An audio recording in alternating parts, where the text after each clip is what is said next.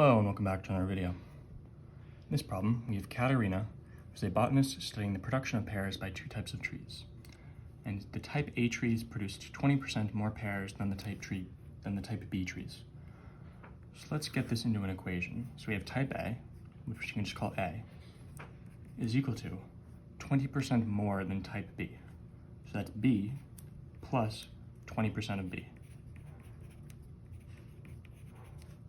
Okay, so therefore A is equal to B plus 20% is equal to 0.2, right? So you're dividing out by 100. 0.2B, therefore A is B plus 0.2B is 1.2B.